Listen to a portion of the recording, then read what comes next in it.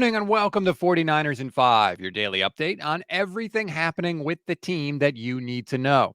I'm Rob Stats Guerrera. Here's what's happening with your San Francisco 49ers. We'll get to Steve Young's comments on KNBR in a second, but first, a quick practice update. Long list of Niners did not participate yesterday.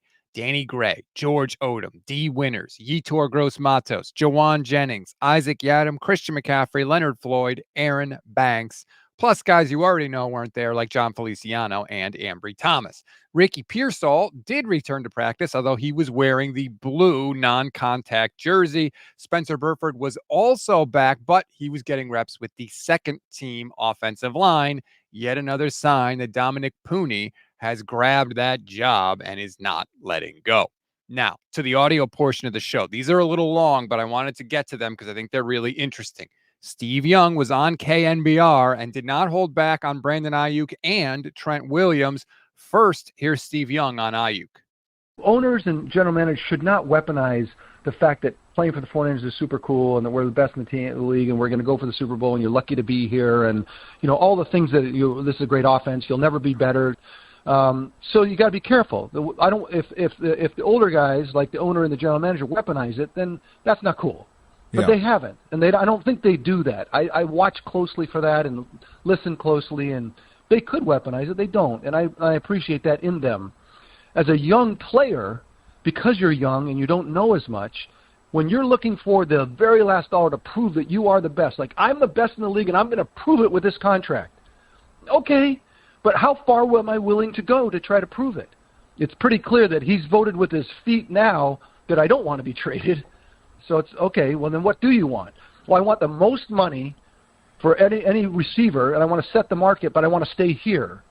And that's where the agent's got to be able to figure out a way to bring that player to see the values other than the dollars, to see the things that keep in context, bro, that there's a lot of great players out there that are playing with brutal teams that have no chance to see the full measure of who they could be as a player, and that's not you. And so the owner's not using it as a weapon against you. Don't use it back against him. And when they feel like maybe you are, that's when things go haywire. I think it's safe to say things have already gone a little haywire, although it's not to say it can't be fixed. But yeah, they're off the rails just a tad. Now, here's Steve on Trent Williams. The window never closes, and it's not going to close on us, but it'll narrow. It'll narrow significantly next year.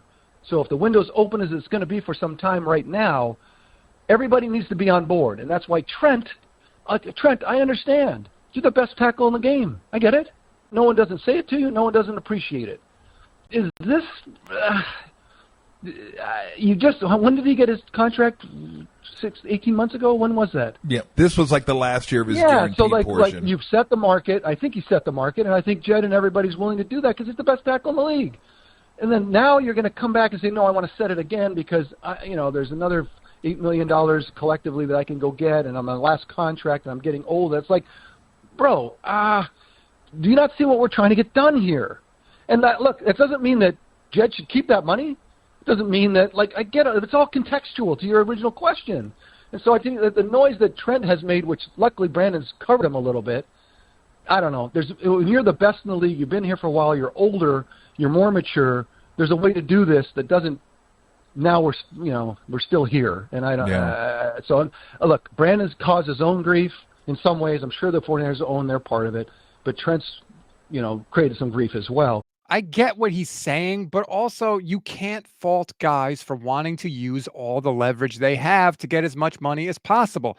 Teams do the same thing all the time. They always use leverage on players. See the pay cut that Kyle Juszczyk took this offseason. So again, nobody's doing anything wrong here. It just shouldn't have taken this long for things to get resolved. And we wait day after day after day. John Lynch, by the way, will speak to the media tomorrow, primarily about the finalization of the 53-man roster. But hey, who knows? Maybe we get an update. We always give you one thing to read, one thing to watch, and one thing you might have missed. One thing to read on this Tuesday: Mike Sando's annual quarterback tiers column is back in The Athletic. He talks to executives and GMs and people around the league. They rank all the quarterbacks. It's always a very interesting column. Brock Purdy made a massive jump this year. If you want to go check it out, click the link in the description of this episode.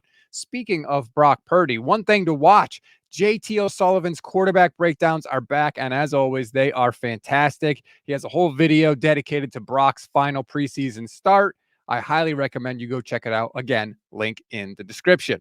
One thing you may have missed: the final rosters are going to be released today, or the first rosters, as Kyle Shanahan would call them. The Niners have already begun trimming the fat. They have released Matt Breida and Keshawn Vaughn, and they have waived Presley Harvin, offensive lineman Lewis Kidd, and wide receiver John Trey Kirkland. That's a wrap on today's 49ers in 5. Please rate, review, and follow the Gold Standard Podcast Network wherever you get your audio pods. Like and subscribe to the YouTube channel as well. Click the bell to get notified every single time we go live, which is every single weekday for you. Enjoy your Tuesday, everybody. I'm Rob Stats Guerrera. We'll talk later today.